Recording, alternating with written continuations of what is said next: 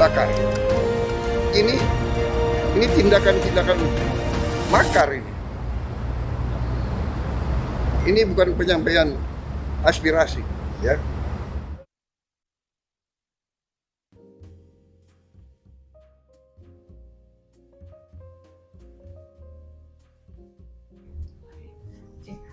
Bung RH, ini kan kalau kita lihat situasi saat ini gitu, ya banyak yang bilang lumayan agak mencekam, dan kemudian ada yang memframing situasi saat ini kayak bakal kembali ke 98, tapi framing mereka itu bukan 98 yang merubah tatanan gitu, tapi lebih ke kekacauannya, kerusuhannya gitu. Tapi apa ya, kalau kita melihat beberapa pengalaman, momentum-momentum seperti ini kan udah pernah aku ngambil mungkin dari meng-highlight dari yang paling dekat. Tahun 2019 kan juga lumayan besar tuh gerakan perlawanan dari rakyat gitu kan, bisa dikatakan seperti itu, kayak apa waktu itu reformasi di korupsi yang dipimpin oleh beberapa mahasiswa. Terus kemudian tahun 2020 ada yang menolak Omnibus Law, kemudian 2024 peringatan darurat yang waktu itu serentak sampai beberapa public figure juga bersuara. Kemudian 2025 yang kemarin Indonesia Gelap, kemudian saat ini. Nah, kalau kita melihat rentetan dari beberapa momentum itu kan, eskalasi yang paling tinggi itu di momentum saat ini gitu, karena momentum perlawanan dari warga ini, dari rakyat itu lumayan lama ya, sudah seminggu kalau nggak salah, dan seminggu itu nggak ada jeda nggak sih? Nah, dalam seminggu ini juga kan langsung menyala gitu, langsung meledak gitu kan proses perlawanannya. Nah, ada beberapa orang yang ngomong bahwa ini ada yang mendalangi gitu kan, ada dalang kerusuhan, ada potensi makar dan lain sebagainya. Padahal kan kalau kita lihat dari beberapa pengalaman atau momentum-momentum, kemarahan atau perlawanan rakyat ini udah terjadi beberapa, dari tahun ke tahun itu sudah sering terjadi gitu. Cuman mungkin karena kondisinya sudah menumpuk aja nggak sih? Nah, menurut Bung Irhan gimana sih melihat situasi ini gitu? Kenapa bisa seperti ini? Kenapa bisa meledak ini gitu? Ya, kalau aku sih setidaknya dual ya. Pertama soal ekonomi. Soal ekonomi memang kita berhadapan dengan situasi ketimpangan ekonomi yang sangat ekstrim. Indonesia adalah salah satu negara yang paling timpang di dunia, di mana 10% itu menguasai hampir 70% kekayaan. Kemudian situasi ekonomi kan juga beberapa tahun belakangan ini kan agak tidak baik gitu kan. Dunia usaha susah berkembang, ada fenomena deindustrialisasi, lapangan kerja semakin sempit. Dan yang paling nyata adalah bahwa jumlah kelas menengah itu kan semakin menipis kan. Ya, terjadi penurunan. Jadi hampir sekitar 205 juta orang Indonesia yang disebut sebagai kelas menengah, aspiri middle class dan kelompok rentan, itu pendapatannya hanya sekitar pengeluarannya hanya sekitar 600.000 sampai 2 juta orang. Itu kan sekitar 70% lebih lah. Jadi ada sangat banyak orang yang sebetulnya berada dalam gelembung yang rentang secara ekonomi, dan mereka itu sebetulnya sangat cemas dengan situasi ekonomi ini. Berhadapan dengan misalnya persoalan kedua, soal politik. Nah, ada sebuah situasi di mana politik kita ini kan semakin menjauh dari rakyat gitu kan. Misalnya isu tunjangan ini itu menunjukkan bahwa politik kita makin berjarak jauh. Jadi perbandingan antara tunjangan DPR misalnya dengan gaji itu kan, dibanding misalnya ada beberapa data yang tersebar di media sosial itu kan salah satu yang paling ekstrim di dunia kan, sekitar berapa itu 27 kali lipat gitu kan. Misalnya dibandingkan anggaplah Amerika yang negara yang sangat maju itu nggak sampai 10 kali lipat gitu kan, atau misalnya negara yang sangat kaya malah kayak Singapura kan hanya sekitar 10 kali lipat kalau nggak salah. Jadi itu satu persoalan. Di sisi lain arah politik kita kan kayak ada semacam kemunduran demokrasi di mana parlemen itu nggak berfungsi sebagai representasi rakyat, di mana di situ aspirasi itu diperjuangkan gitu kan. Jadi misalnya kayak sekarang ini kan hampir seluruh partai politik berada di bawah payung pemerintah, Hmm. sehingga ekspresi kecewaan, keresahan, atau misalnya kayak sekarang ini soal pajak yang makin yang makin Iya, mencekik, itu iya. tidak menemukan ruang artikulasinya di DPR. Hmm. Di sisi lain mereka menikmati tunjangan, menikmati fasilitas yang Iya. sangat wah gitu Wah, kan. gitu. Oke. Berarti posisinya ini kayak menumpuk nggak sih Bung Era? Jadi selain situasi ekonomi yang mencekik, Iya. terus kemudian mungkin apa ya, secara moral kali ya, pejabat justru memperlihatkan perlakuan-perlakuan yang kurang baik di tengah situasi ekonomi rakyat yang makin sulit. Kemudian juga wajah hukum kita dipertontonkan dengan cara yang sangat tidak adil. Mungkin menumpuk nggak sih? Kayak kemarahan rakyat ini sebetulnya selama ini kayak nggak menemukan ruangnya. Kemudian ketika beberapa kali melakukan protes, nggak ada keterbukaan, nggak ada ruang dialog di situ. Kemudian terjadilah proses itu gitu. Ya, Iya kalau sih. pakai teori politik misalnya kan, Hmm. misalnya meminjam Chantal Mouffe, Hmm. ada istilah pasca politik atau post politik. Jadi Hmm. sebuah situasi di mana itu hampir tidak ada perbedaan politik, ya, anggaplah di parlemen gitu kan, nggak ada polarisasi politik yang jelas ya kan. Iya. Jadi atau politik secara keseluruhan, kita melihat ada semacam kayak konsensus di mana eksekutif atau parlemen atau semua partai yang ada itu cenderung satu agenda politik yang sama, ya kan? Yang kalau dalam konteks sekarang cenderung mendukung pemerintahan lah, atau siapa yang berkuasa. Sementara kan kebijakan politik pemerintah kan seringkali menciptakan kelompok-kelompok yang merasa kebijakan itu tidak memenuhi kepentingan mereka, atau bahkan misalnya merugikan mereka, atau ada aspirasi yang tidak tersalurkan, atau ada keresahan yang tidak tersampaikan. Nah, hal-hal ini itu kemudian tidak menemukan saluran politiknya, karena itu tadi parlemen dan partai-partai politik yang ada itu sedang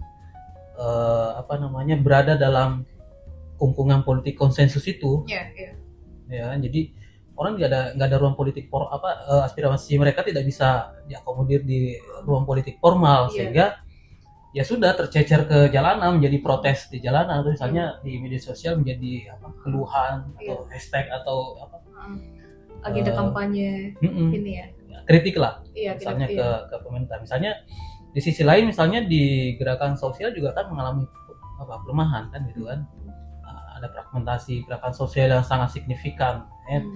Tidak ada misalnya di Indonesia, kalau kita bicara serikat buruh misalnya, orang yang berserikat aja itu kan sebetulnya sangat sedikit, ya kan. Tapi di serikat buruh terbesar Indonesia itu anggotanya pun sebetulnya sangat sedikit kan. Jadi ada problem fragmentasi yang sangat luas. Di sisi lain orang yang berhimpun dalam organisasi-organisasi sosial yang ada juga semakin kecil. Belum lagi misalnya fenomena misalnya sejak era Jokowi, banyak aktivis ini ditampung dalam kekuasaan kan gitu kan, sehingga juga atau misalnya ada perspektif di kalangan aktivis sendiri bahwa mereka bisa melakukan perubahan dari dalam kemudian masuk dalam sistem gitu kan. Itu juga sebetulnya mempengaruhi berkontribusi pada pelemahan di gerakan sosialnya. Jadi parlemennya macet, di gerakan sosialnya pun juga kurang nggak ada kepemimpinan ya di dalam. Iya, kurang bisa mengakomodasi kemarahan ini kan. Akhirnya kemarahan ini kayak cair ya. Kayak air yang tumpah gitu kan. Jadi iya sih. Jadi memang dari beberapa momentum sebelum aku meng-highlight 2019 itu karena yang paling dekat gitu. Nah, cuma kan dari beberapa peristiwa-peristiwa itu sebetulnya banyak pertanyaan yang muncul.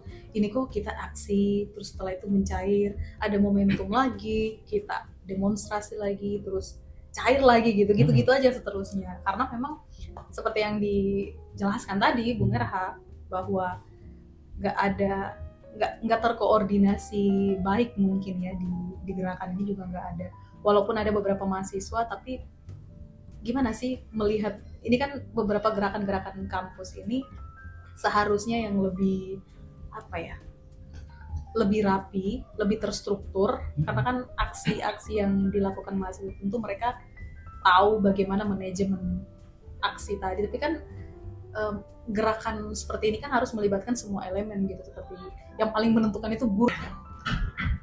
Dari beberapa peristiwa yang terjadi, bukan peristiwa sih, momentum ya, momentum gerakan yang terjadi itu memang kelihatannya sangat menarik, sangat keren gitu kan. Rakyat bertumpah ruah di jalanan melakukan aksi protes. Tapi kelemahannya adalah masa ini adalah masa cair, masa yang tidak terorganisasi, yang tidak terkoordinir, yang tidak terorganisasi, terus kemudian tidak terkoordinir dengan rapi ya, sehingga mereka join di gerakan itu hanya mewakili diri sendiri gitu, terpanggil karena keadaan mereka, terus kemudian mungkin karena kampanye ajakan di media sosial, kemudian mereka secara moral marah sehingga mereka harus turut berjuang. Tapi mereka nggak tahu nih, pasca ini kita berjuang, kita marah, terus kemudian apa output dari perjuangan kita ini gitu. Apakah kemudian kayak baru-baru ini terjadi, misalnya kita menolak, awalnya kan isunya soal DPR, pengen membubarkan DPR gitu kan. Apakah kemudian ketika anggota dewan, pimpinan-pimpinan partai kemudian menonaktifkan anggota dewan bermasalah, lantas masalahnya selesai? Itu kan nggak selesai. Yeah. Ketika kita terorganisasi terhimpun dalam sebuah organisasi yang mungkin revolusioner kali ya Bung Era. Itu berat banget gak sih istilahnya? Yeah. Itu kan kita bakal bisa tahu gitu, apakah clear masalahnya atau sebetulnya apa yang kita perjuangkan ini gitu. Dari misalnya pemecatan beberapa anggota dewan yang bermasalah, kemudian pembatalan, mungkin itu jangka pendek, itu pembatalan tunjangan-tunjangan, tapi kan problemnya bukan di situ doang. Yang bermasalah di negara ini bukan DPR doang, tapi beberapa institusi kekuasaan yang juga bermasalah di sini. Hanya yang tersorot media kan itu doang gitu, padahal yang bermasalah juga sebetulnya sistemik gitu. Gimana itu? Menurutmu gimana, Bung? Jadi memang kan protes yang muncul hari ini kan lahir dari model aktivisme yang mungkin juga sudah berubah kan. Jadi dari tahun anggaplah 98 sebagai patokan, itu kan memang medium aktivismenya memang agak berbeda dengan sekarang. Kayak sekarang kan aktivisme itu kan banyak muncul dari digital gitu kan, digital activism, dimana diskusi-diskusi itu muncul di ruang digital yang kemudian diubah menjadi aksi konkret atau aksi di lapangan. Itu kan biasanya kan lewat seruan di medsos juga. Jadi menginfluence. Jadi maksudnya dia tidak ada interaksi fisik yang langsung kan. Beda misalnya tahun 98 kita mau aksi, atau beberapa tahun sebelumnya kan mau aksi kita rapat-rapat dulu. Ya kan, atau kita ngumpulin orang-orang dulu, dan itu ada effort fisik, banget lah ya. Fisik, ada interaksi. Yang lain biasanya ya jadi organisasi atau jadi front atau jadi apa. Kalau ini kan enggak, hanya ketemu di misalnya di medsos, diskusi, ada kesepakatan aksi, ketemu di lapangan. Nah, itu memang biasanya cair. Nah, di satu sisi memang itu diapresiasi misalnya oleh beberapa teman-teman sebagai gerakan kalau sekarang kan istilahnya gerakan rimpang kan. Gerakan rizomatik. Jadi gerakan semacam ini justru positif menurut mereka, karena mereka tidak terpusat gitu kan, mereka menyebar, sehingga problem-problem gerakan misalnya kayak tadi diskusi kooptasi atau gerakan itu bisa dijinakkan dan segala macam, kan potensinya bisa kecil karena gerakan ini kan tidak ada tokoh yang menonjol, atau tidak ada pemimpin, atau tidak ada organisasi yang dominan gitu kan, atau tidak terpusat di satu kota misalnya kan, tapi menyebar. Tapi di sisi lain kan kalau kita belajar tentang perubahan sosial misalnya, hampir semua perubahan sosial politik misalnya itu selalu terkait dengan hadirnya sebuah kekuatan politik yang menyatukan berbagai aspirasi politik yang berkembang itu menjadi sebuah agenda politik bersama.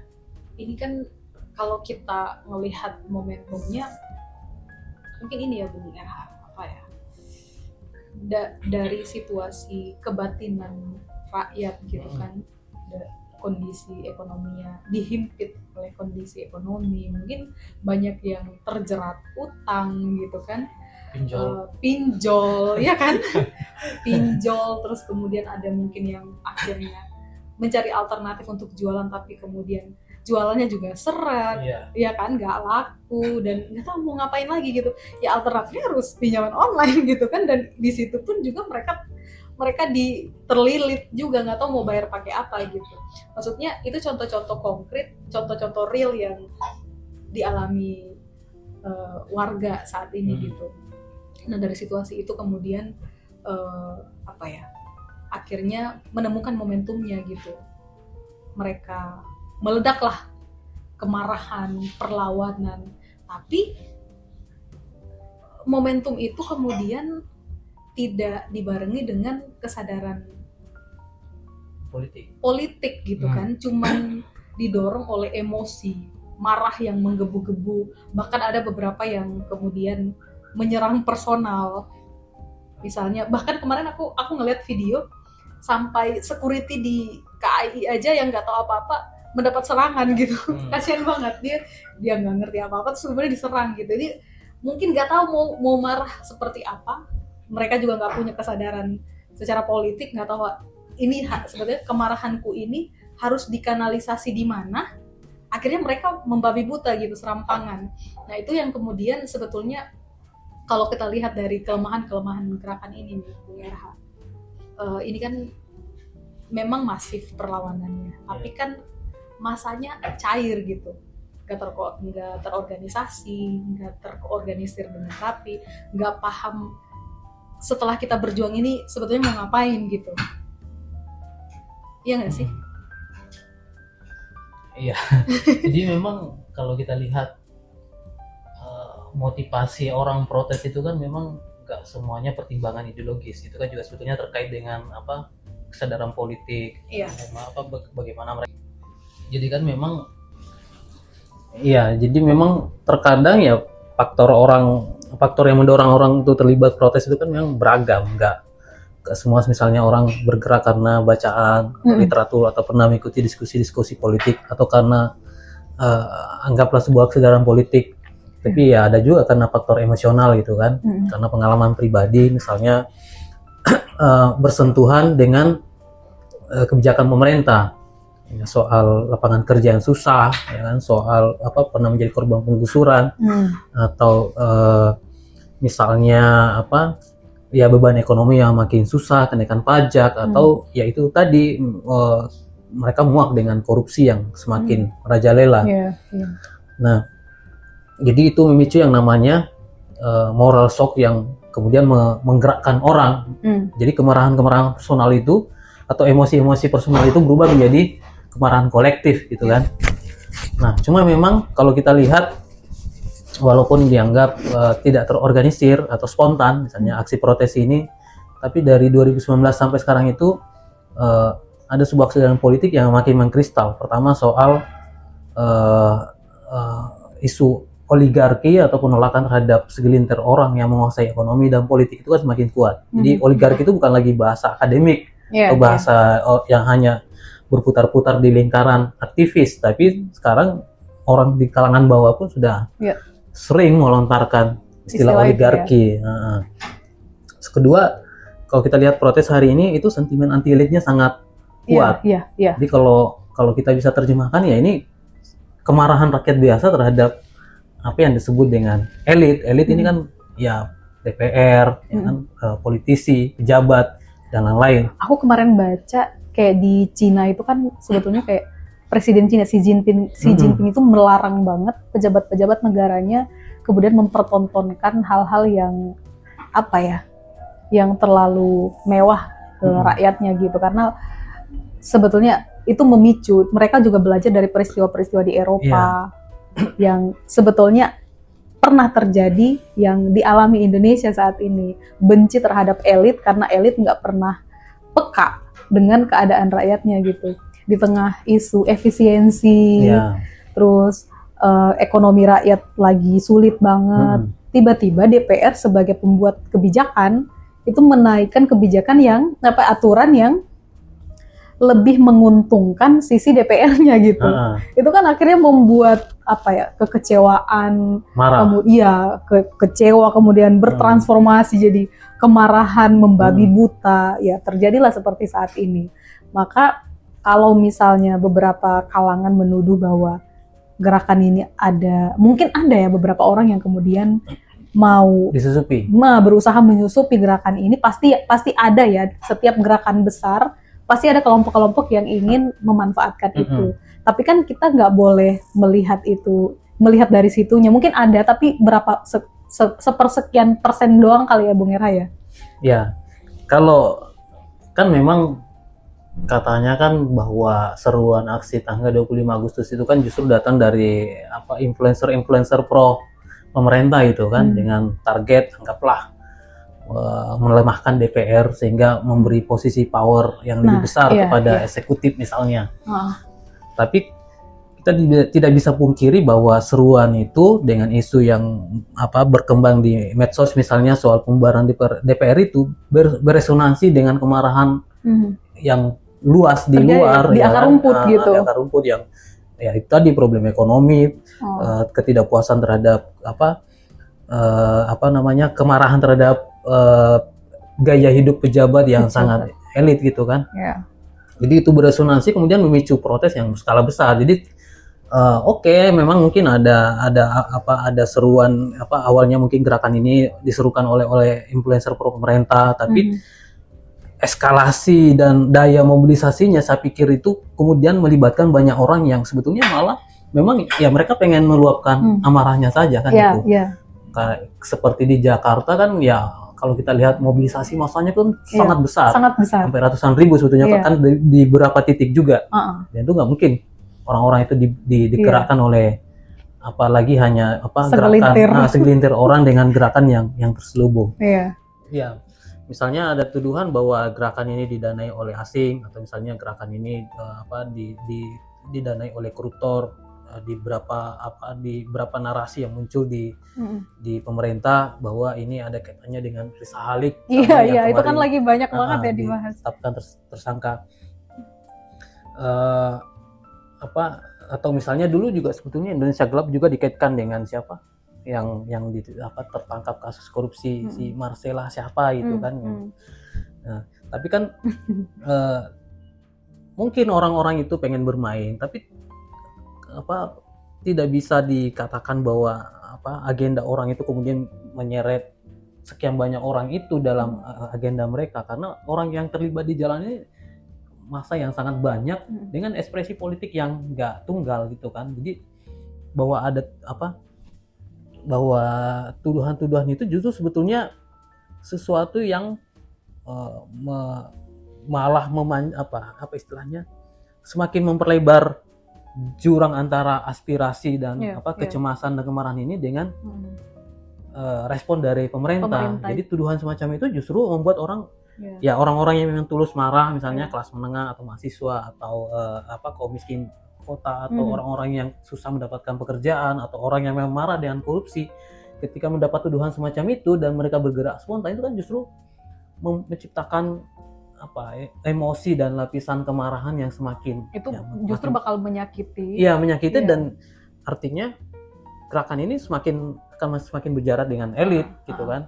Artinya dalam jangka panjang kalau selama ini kalau hari-hari kemarin itu sentimennya hanya pada DPR, ya bisa jadi nanti akan bergeser makin luas gitu kan, nggak hanya ke DPR dan polisi misalnya, tapi ke Prabowo ini misalnya sistemik kan sifatnya. Jadi anti terhadap pemerintah misalnya, yang lain.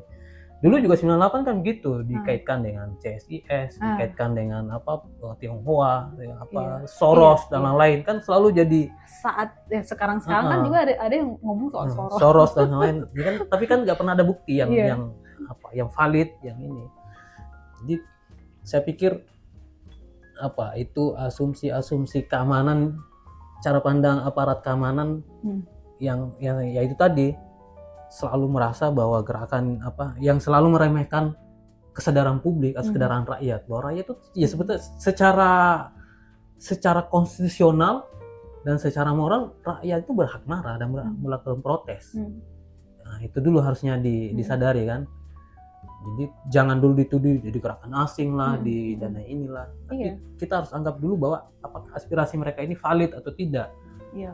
Memprotes ketunjangan DPR itu kan hal yang valid misalnya kan, atau memprotes efisiensi atau memprotes banyak MBG yang memicu banyak keracunan misalnya. Nah, itu kan semua atau memprotes kenaikan PBB di beberapa daerah itu kan sebetulnya ekspresi politik yang valid, yang ya nggak boleh dituduh bahwa ini digerakkan oleh siapa atau ini didana oleh siapa. Benar. Jadi terima atau enggak dari beberapa momentum sejak 2019 masifnya gerakan perlawanan lah kita katakan, itu kan sedikit banyak mendidik rakyat, mendidik warga, memberikan mereka pengetahuan bahwa demonstrasi itu adalah ruang perlawanan gitu, ruang aspirasi masyarakat gitu, ketika ada hal-hal yang tidak sesuai dengan ekspektasi mereka. Misalnya banyak kebijakan-kebijakan yang tidak sesuai dengan situasi mereka gitu. Nah, di tengah kemarahan itu negara tidak menyiapkan kanal, justru meninggalkan tempat. Dan kemarin kan WFH, di saat rakyat butuh diajak dialog, butuh menyampaikan keresahan-keresahannya, kemudian DPR WFH. Terus kemudian yang lebih sakitnya menuduh bahwa gerakan ini didalangi sekelompok tertentu. Itu kan menyakiti ya. Dan itu justru memperlebar, kan kita kayaknya sentimen. di dunia ini belum, ya mungkin ada lah, tapi kayaknya di dunia ini sangat jarang ketemu gedung DPR itu pagarnya tinggi. Iya kan? Iya. Terus kalau mau ada demonstrasi akan ada beton yang tinggi juga. Dan bahkan diminyakin. Dan terakhir kan dikasih oli kan, supaya orang nggak bisa manjat-manjat. Biar nggak bisa manjat-manjat. Gejala anti aspirasi. Kalau nggak takut, kenapa harus dibetonin? Udah pagar, udah beton depan, besi, di belakangnya militer. Makanya. Gimana mau ditembus kalau kayak gitu? Ini kan seolah-olah DPR ini kayak punya privilege banget, padahal kalau bukan suara rakyat, kursi yang mereka dudukin itu kan ya suara dari kita gitu. Kita kalau nggak memilih, mereka nggak bakal punya posisi itu. Maksudnya beton, terus pagar yang tinggi itu kan sebetulnya sebuah simbolisme bahwa mereka itu menciptakan rintangan untuk aspirasi. Harusnya kan misalnya contoh yang kalau kita lihat yang hari ini demo, hari ini apa kemarin? Lupa. Ada berapa demo kayaknya kemarin tuh kan, misalnya kayak di Sultan.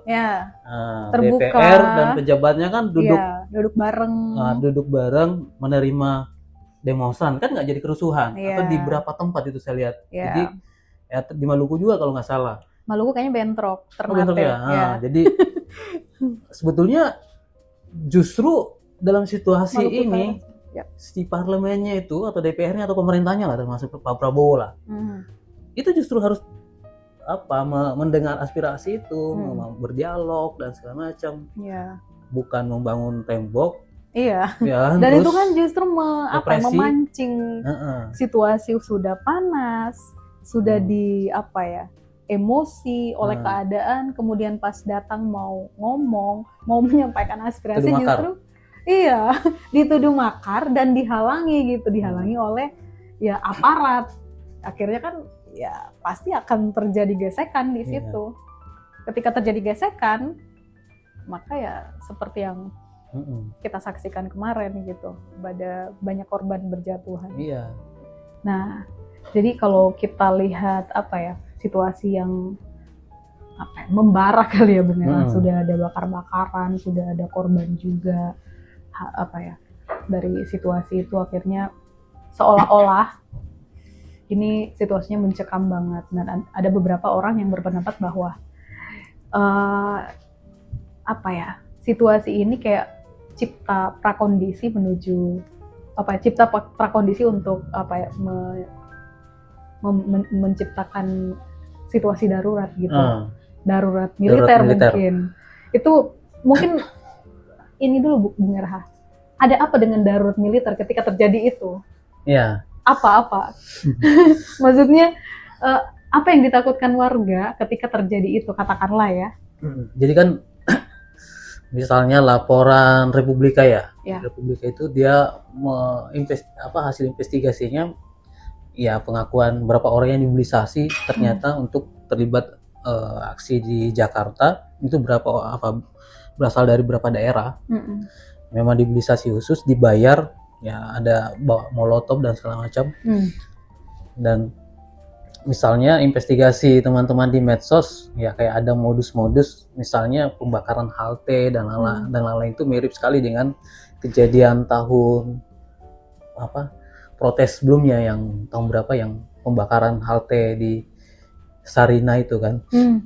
Jadi ya ada semacam itu. Cipta kondisi gitu ya? Ya, jadi ada pembacaan bahwa ketika protes ini membesar di luar kendali, ada kecenderungan untuk kemudian digembosi dengan mengarahkan itu menjadi kerusuhan-kerusuhan atau pengrusakan yang sebetulnya bisa bermuara pada dua hal. Satu, menciptakan persepsi negatif di publik soal protes ini. Mungkin kan banyak orang yang mempersoalkan penjarahan, mempersoalkan pengrusakan PASUM.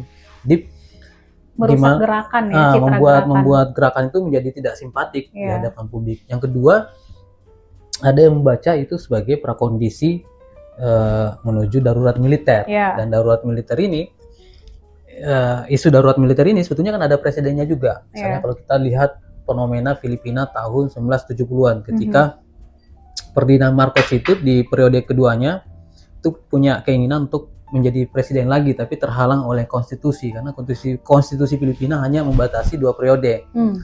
Nah, zaman itu di periode kedua itu dia demo-demo itu besar. Ada situasi di mana Filipina zaman itu mengalami defisit ada defisit neraca pembayaran dan inflasi sehingga situasi ekonomi itu buruk, banyak orang yang turun ke jalan terutama mahasiswa dan buruh. Jadi ada demo besar. Nah, dia dia mengintervensi demo itu dengan mendorong aksi-aksi pengerusakan bahkan ada misalnya pengeboman yang sebetulnya orang menuduh itu dilakukan oleh komunis. Tapi ada juga yang mencurigai bahwa itu sebetulnya dibuat sendiri oleh pemerintah untuk menciptakan persepsi negatif ke demonstrasi merusak. Dan puncaknya si Presiden Marcos itu pada 22 September 1972 dia mendesain sebuah kejadian di mana jadi mau menunjukkan bahwa demo ini udah mengarah ke teror. Itu mobil si Menteri Pertahanannya itu di suatu malam tanggal 22 September 1972 itu tiba-tiba ditembaki malam-malam.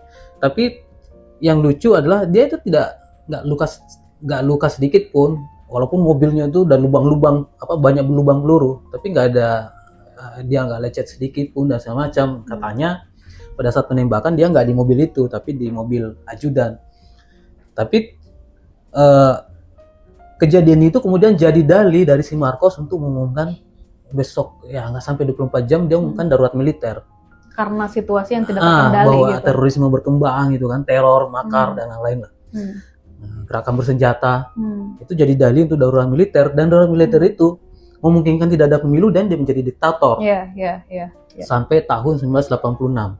Nah, setelah terguling itu si Menteri Pertahanan ini kan dia sempat jadi oposisi, dia bikin beberapa tentara yang kecewa pecah kongsi, bikin kelompok tentara reformis gitu kan. Salah satunya si mantan Menteri Pertahanan ini dia cerita bahwa itu sebetulnya rekayasa.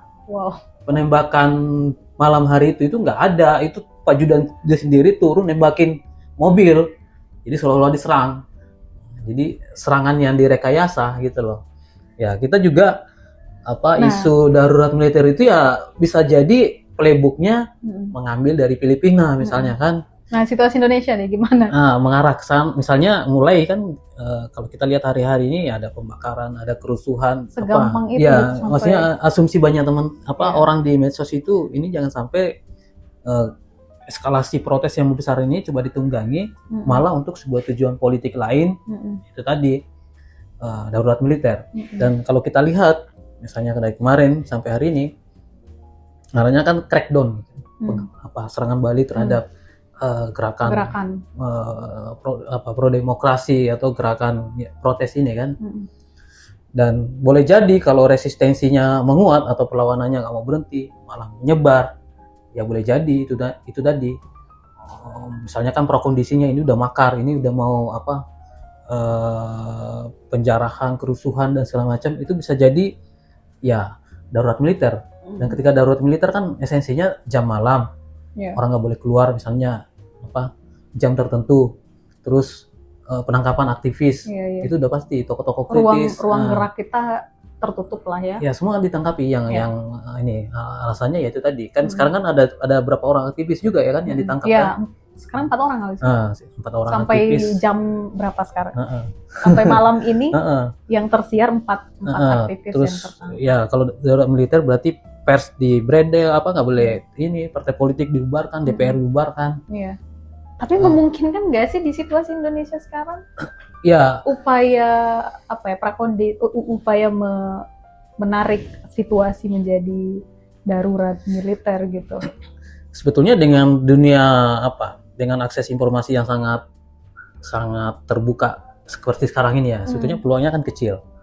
Yeah. Kita bisa belajar misalnya dari Korea Selatan gitu kan, yang di Korea Selatan presidennya itu mau mengumumkan darurat militer tapi dalam hitungan jam bisa digagalkan oleh gerakan massa dan parlemennya. Cuma kan kita nggak sekuat Korea Selatan, gerakan sipil dan oposisi parlemennya, ya kan? Kita hampir nggak punya oposisi nggak sih? Parlemen punya partai oposisi yang kuat, ya kan? Partai Demokratik, ya ada gerakan buruh yang kuat, gerakan sipil, dan orang Korea Selatan itu ingatan mereka terhadap masa kediktatornya sangat kuat. Jadi mereka mengingat mendengar kata misalnya darurat militer jam malam itu membangkitkan trauma berdarah-darah berapa puluh tahun yang lalu. Dan itu bagi mereka nggak masuk akal di tengah Korea yang sekarang lagi berkembang dengan industri musik, budaya dan lain, kan itu nggak masuk dalam imajinasi mereka. Mereka nggak mau itu ada di hadapan mereka kan. Nah Indonesia apa mungkin? Nah, Indonesia problemnya gerakan sekarang ini kecil, terfragmentasi, tidak ada gerakan sosial yang kuat, misalnya kan serikat buruh, bahkan serikat buruh kan sekarang punya agenda politik sendiri. Parlemen juga di parlemen nggak ada oposisi. Nggak ada oposisi.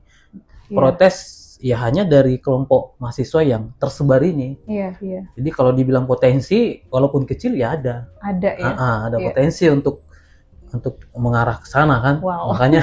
Makanya kan kita juga memang berusaha untuk melihat secara kritis situasi ini kan. Maksudnya sebisa mungkin gerakan yang berkembang ini ya tidak mengarah pada pengerusakan fasilitas umum atau penjarahan atau ya misalnya pembakaran dan lain-lain.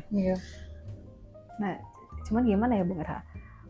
Darurat militer ini kan debatable juga soal ada yang kelompok-kelompok yang ada kayak semacam kita menolak itu, kita menolak upaya-upaya menyusupi gerakan yang itu akhirnya bakal berakibat pada perusakan citra gerakan rakyat gitu kan.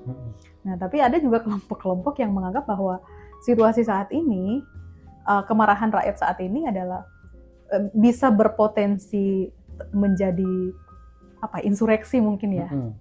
Kenapa kemudian di situasi yang sudah hampir mencapai klimaks kalau menurut kelompok-kelompok yang lain itu, kita bahkan memotong jalur itu dengan isu-isu yang cipta kondisi darurat militer dan lain sebagainya.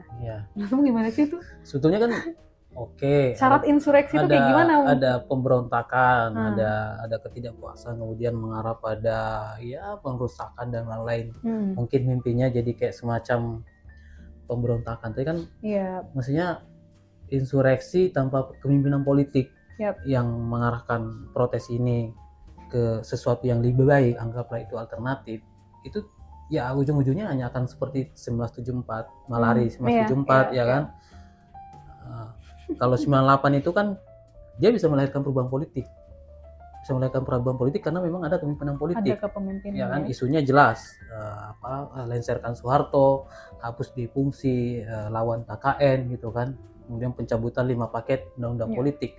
Artinya gerakan pada masa itu terpimpin, Iya. terpimpin kalau di kita kan PRD gitu kan, dan ada gerakan-gerakan oposisi. Mhm. Tapi kalau sekarang kan salah satu problemnya ini gerakan ini nggak terpimpin, isunya kan ya tidak kelihatan juga ada sebuah isu yang isu bersama yang menjadi platform gerakan. Iya. Ya ada kemarahan terhadap DPR atau bubarkan DPR, tapi kan ekspresi emosional gitu kan, Iya. belum menjadi sebuah ekspresi politik yang menawarkan sebuah alternatif. Yap. Revolusi itu kan terjadi kalau sudah ada imajinasi tentang masyarakat alternatif atau pengganti dari tatanan politik atau ekonomi yang sudah usang sekarang ini kan belum Kita di kelihatan. masa krisis mungkin ya Bung ya.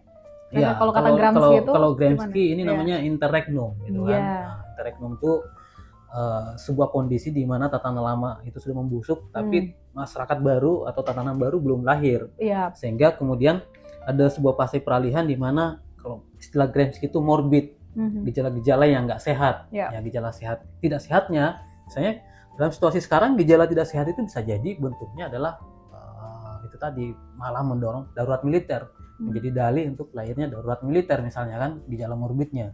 Atau bisa juga menjadi dalih, cuma memang belum kelihatan. Kalau dalam perspektif Chantal Mouffe, ini kan momen populis nih sebetulnya. Iya. Ada sentimen elit yang sangat luas di kalangan orang yang marah ini. Mereka semua membenci elit gitu kan. Ini bisa memunculkan sebetulnya partai populis. Dalam hal ini ya bisa populis kiri atau populis kanan kayak Trump dan lain-lain. Jadi mengeksploitasi anti elit itu untuk misalnya politik kebencian, anti imigran kalau di Amerika kan, anti LGBT dan lain-lain, macam-macam. Jadi ada situasi itu. Jadi kalau dilihat bahwa apakah ini akan melahirkan perubahan sosial, ya itu tergantung pada perimbangan kekuatan. Artinya bagaimana agenda politik progresif itu menjadi wacana yang dominan yang muncul di gerakan ini kan. Artinya Dan masa sudah terpimpin. siap ya ketika terjadi pergantian itu Ya. gitu. Kan teorinya kan perubahan itu tidak akan mungkin terjadi kalau keresahan yang luas ini tidak terpimpin secara politik. Ya. Dan keterpimpinan itu selalu identik dengan organisasi kan. Organisasi ya bisa macam-macam, bisa partai politik, bisa front, bisa koalisi yang lebar dan lain-lain. Tapi intinya ada sebuah wadah yang mengartikulasikan kemarahan itu. Ya, misalnya anggaplah skenarionya ini, anggaplah kalau dianggap mau revolusi atau apalah bahasanya, atau Prabowo turun atau misalnya pemilu dipercepat atau apalah. Tapi proses ini harus ada kekuatan alternatif yang siap menyambut itu, yang menawarkan alternatif masyarakat masa depan yang lebih baik. Ini kan belum. Ini masih ada. jauh sih sama kelihatannya. Mas, gimana nih prediksi Bung Era soal gerakan ke depan? Apakah gerakan ini setelah ini kan prosesnya sedang diupayakan untuk diredam gitu. Cuma memang walaupun ada beberapa kampus yang terus melakukan perlawanan, misalnya kayak semalam tuh ada beberapa isunya ada penyerangan di 2 kampus di Bandung gitu. Ini semacam ada serangan balik gitu. Nah, kira-kira gerakan ini bakal seperti apa ke depannya? Iya. Kalau kita lihat dari pendekatan pemerintah kan seharusnya kan kalau mau meredam ini deeskalasi. Deeskalasi itu ya pertama bagaimana membangun dialog misalnya dengan orang-orang yang marah, ya kan?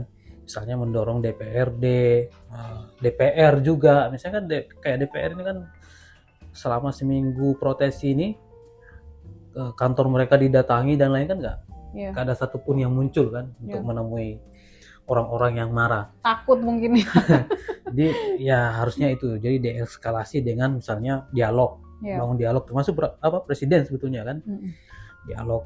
Terus yang kedua itu tadi kemarahan orang, misalnya kasus siapa Apan Kurniawan Iya. yang menjadi pemicu ledakan kemarahan itu. Nah, itu harusnya 7 anggota polisi yang dianggap bersalah itu tidak hanya diberikan sanksi etik atau Iya. misalnya sebuah proses hukum yang tertutup, Yang tertutup. tapi harusnya dibuat terbuka dan ya kalau perlu harusnya itu jadi momentum bagi Polri untuk mereformasi diri, Iya, memperbaiki sistem ya, internal. Nah, internal. karena kan tidak bisa dipungkiri kemarahan belakangan ini misalnya terhadap polisi ya bukan hanya soal tindakan mereka yang represif terhadap Iya. demonstrasi, tapi juga pengalaman banyak sehari-hari. rentetan masalah Misalnya ya. pengalaman sehari-hari siapapun warga Iya. negara berhadapan dengan polisi, Iya. misalnya kan pungli, Mm-mm. laporan yang tidak didengar, Hmm. ya kan, pemerasan macam-macam, atau misalnya ya kemarin ada kasus pelajar yang dibunuh, Iya. kasus Kanjuruhan. kanjuruhan dan lain-lain. Jadi itu seharusnya momentum untuk melakukan reformasi di kepolisian, Iya. termasuk juga di DPR gitu kan, bagaimana memperbaiki kualitas representasi. Jadi DPR ya bukan hanya sebagai stempel pemerintah, tapi ya dia bisa menjadi sebuah ruang bagi berbagai aspirasi politik rakyat. Nah, termasuk juga sebetulnya presiden kan statementnya kan harus mendeeskalasi sebetulnya kemarahan ini, misalnya ya permintaan maaf, Iya. ya kan, empati terhadap korban dan sebuah instruksi yang ya itu tadi mendorong semua pejabat negara misalnya untuk mulai mendekat lagi ke rakyat. Misalnya kan, dan sebuah misalnya aksi politik mempercepat pengesahan undang-undang perampasan aset. Yep.